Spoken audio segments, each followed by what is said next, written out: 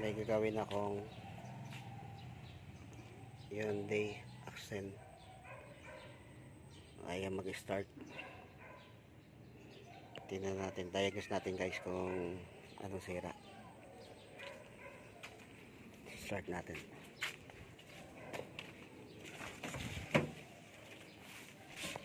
Okay, on, papa clutch, start.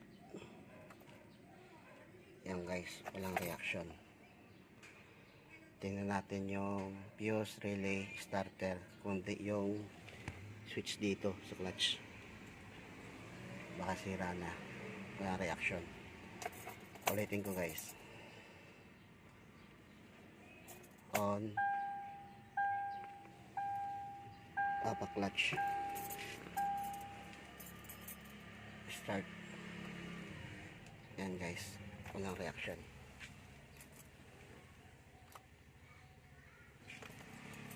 Okay guys, diagnose ko muna kung anong problema. Ito na guys, sinukatan ko na ng voltahe papuntang starter. Yung starter sa ilalim. Ayan, ayan na may dilaw. Yan yung starter. Sinukatan ko ng voltahe papuntang solenoid. Walang voltahe. Tapos pinag-start ko sa sawa ko, wala makuwang voltahe. Tapos fuse buo guys, pati dito yung fuse sa ilalim. Yan yung mga fuse, kinik ko yan buo na dyan yung sa papunta sa starter. Tapos in-scan ko siya, ay pumasok na yung scanner ko. Tapos nang obserbahan ko, may nakita ko guys na problema.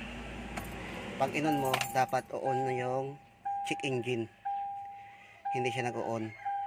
Dapat naka-on siya, tapos pag in-start, doon siya mamamatay yung check engine. Wala siyang check engine. Bigla lang to guys na kinabukasan, ayan na mag-start. Yan na po na ako dyan. Ayan, diagnose nito guys. No start, no cranking, no check engine. Ang diagnose ko nito, ECU. Ito na guys yung ECU. Binuksan. Sunog.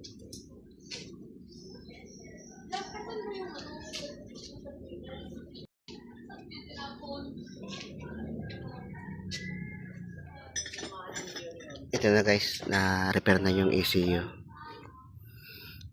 Yan. Hindi mo namin kinabit na maayos. Ititry lang. Ititry muna bago ikabit, bago ibalik sa dati.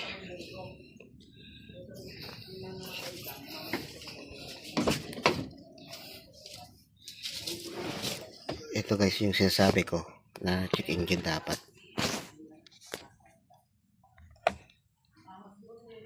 Pag inon, dapat may check engine. Ayan guys, lamitaw na check engine. Mamamatay lang yan pag in-start. Yan guys, okay na guys. Yan. Dahil sunog, yung nasunog yung ECU. Kaya start.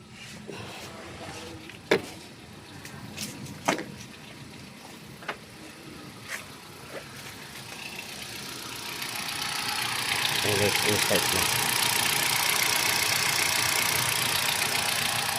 Kasi na kayo inabot ng gabi.